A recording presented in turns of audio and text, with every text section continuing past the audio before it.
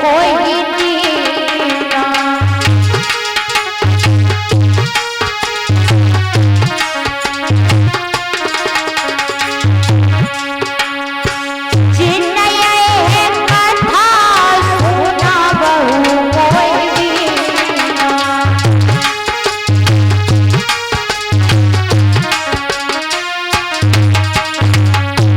बताया है। जैसे ही नारद जी पहुंचे और कहने लगे मैया पार्वती से और भोले बाबा से सुनो।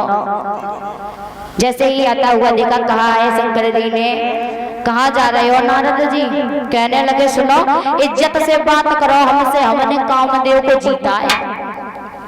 शंकर जी कहने लगे वो तो हमें पता है तुमने कामदेव को जीता है, लेकिन हमें लगता है नारद तुम्हें घमंड आ गया है अपने ऊपर। कहने लगे हमें क्यों घमंड आएगा? अरे जो बात है वो बता रहे हैं, हमने कामदेव को जीता है। शंकर जी ने समझाया, कहा है नारद हमसे कहा सो कहा, कभी नारायण से ये भरी हुई बात मत कहना कि हमने कामदेव को जीता है। अगर तुमने उनके सामने ये बात बोल दी तो नारायण तुम्हें पता है क्या करेंगे। कहने लगे ठीक है, मैं क्यों कहूँगा। नारद जी वहां से चले और जाकर के आज नारायण जी के पास में पहुंचे हैं।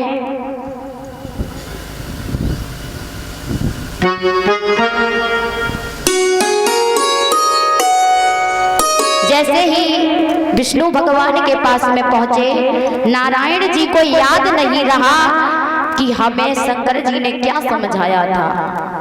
नारायण जी के सामने भी कहने लगे। नारायण जी ने कहा अरे नारद कहाँ जा रहे हो?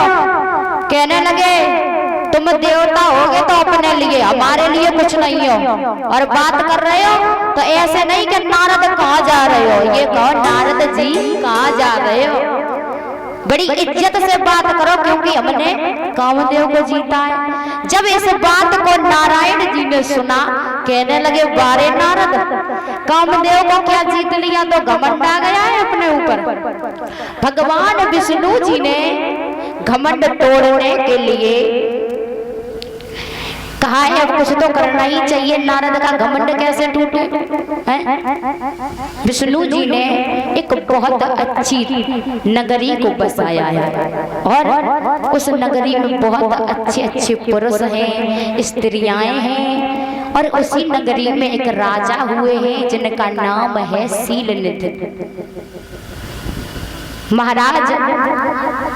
जब नारायण जी ने उस नगरी को बसाया और शीलनिधि की पुत्री थी विश्वमोहिनी, मतलब उसका नाम भी था विश्वमोहिनी, और वो थी सबसे सुंदर, विश्व में से सुंदर थी। महाराज आज विश्वमोहिनी जैसे ही बड़ी हुई है।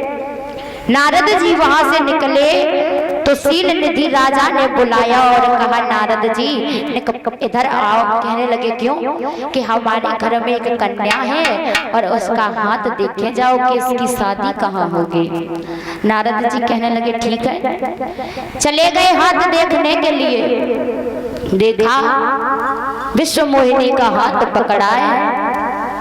कहने लगे वाह इतनी सुंदर लड़की तो हमने आज दिन तक नहीं देखी, कितनी सुंदर है। लालन जी तो अपने हाथ को देख करके अपने आप को ही भूल गए, उनका मन चंचल हो गया। कहने लगे शादी करूंगा तो इसी लड़की से। नारद जी ने हाथ देखा और कहने लगे क्या पूछ रहे थे महाराज की शादी कहाँ होगी?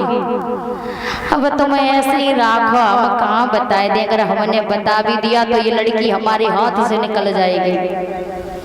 नारद जी ने कहा बहुत ही अच्छे घर में जाएगी और बहुत अच्छा वर होगा, आप चिंता मत करें। आज नारद जी ने जैसे ही इन वचनों को कहा और वहां से चले जाते हैं, लेकिन नारद जी के मन में अब वही लड़की खटकने लगी। कहने लगे शादी करूंगा तो विश्वमोहिनी से, न तो मैं कहीं शादी नहीं करूंगा। आज नारद जी ने कहा पहले तो मैं ऐसा करें कि अपना शरीर वरीर देख लें, ठीक ठाक है शादी लायक या नहीं। शीलनिधि राजा ने अपनी लड़की का स्वयंवर किया और सबके लिए पत्र भिजवाए हैं। बाबा नारद को भी पत्र मिला है विश्व मोहिनी की शादी का। नारद जी ने कहा अब की बार हम ऐसे नहीं जाएंगे। नारायण जी के पास में पहुंचे, कहने लगे प्रभु एक बात है। बोले क्या? कि हमारी एक विनती है, आप हमारा सुंदर सा चेहरा बना सकते हो? नारायण जी कहने लगे क्यों? क्योंकि मुझे शादी करनी है। अरे नारद तुम्हें शादी करनी है? बोले हाँ। कहाँ शादी करने जा रहे हो? कहने लगे शीलनिधि राजा की पुत्री है विश्व मोहिनी, मैं उसी के साथ में शादी करूंगा। बहुत सुंदर है। आज भगवान विष्णु जी ने नारद जी का बंदर का मुखड़ा लगा दिया।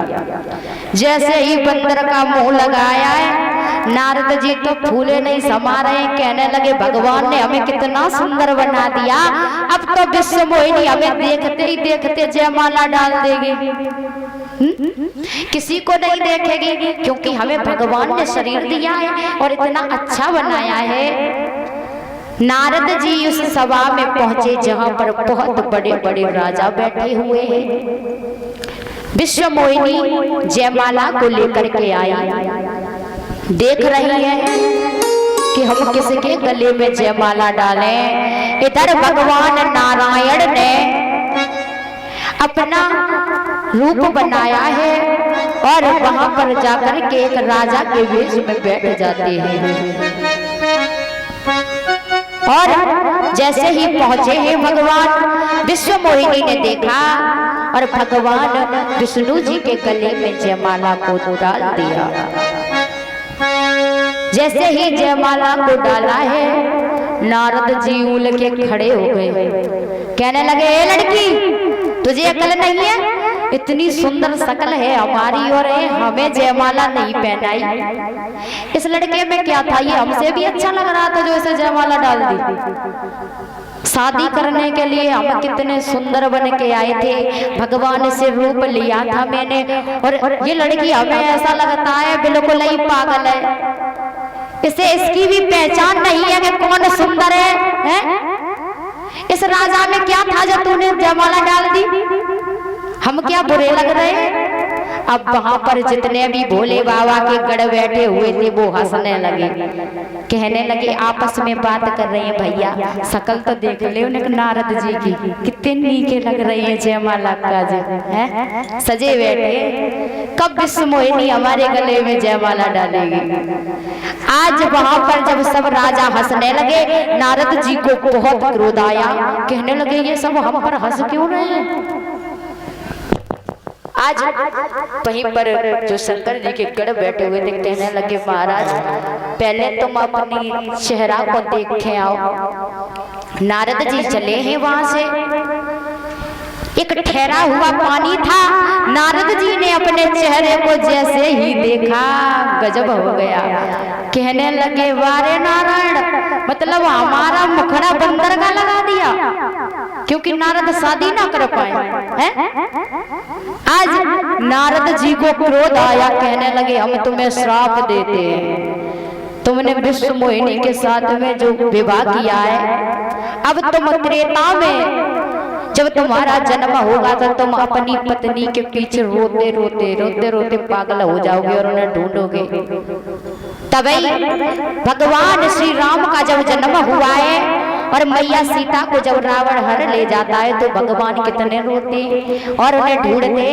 ये श्राप दिया था भगवान नारद ने। जब ये श्राप दिया है, आज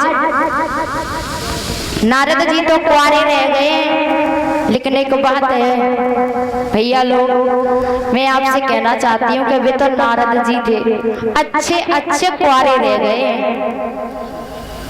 दसों में ये कह रहे हैं कि भगवान के दरबार में आए हो तो थोड़ा भजन कर लो है।